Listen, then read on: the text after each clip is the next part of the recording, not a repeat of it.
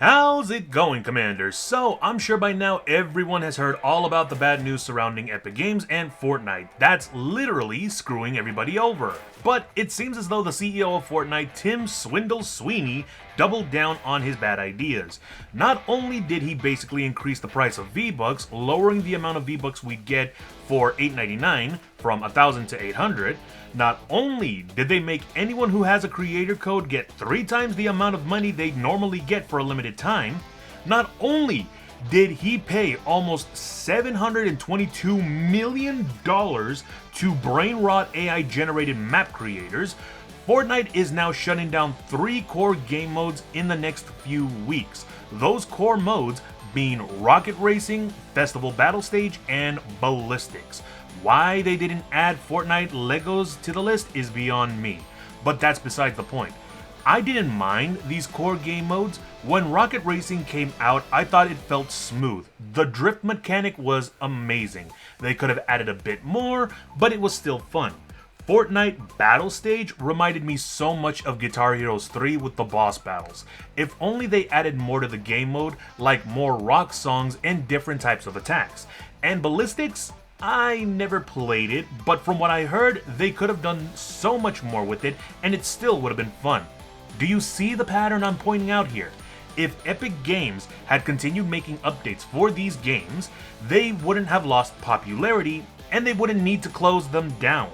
Not only that, Tim, the idiot that he is, thought that it would be a good idea, and let me emphasize this, to give $722 million away to third-party map creators. Steal the Brain Rot, which no one plays, is making $24 million, which I call a load of BS. A game mode creator shouldn't become a millionaire overnight for just some stupid AI slop. Not only that, this has now led to Epic having to fire 1,000 of its employees to cut costs and gain some revenue back. They fired some of the most important people in Epic too. These people are the reason that the 7 have returned, why this season is returning with the Metaverse storyline, and they even fired the creator of some of the quest lines for Save the World. How do you do that after you tell us that Save the World is going to be free to play soon? I swear, Swindle Sweeney needs to leave as CEO.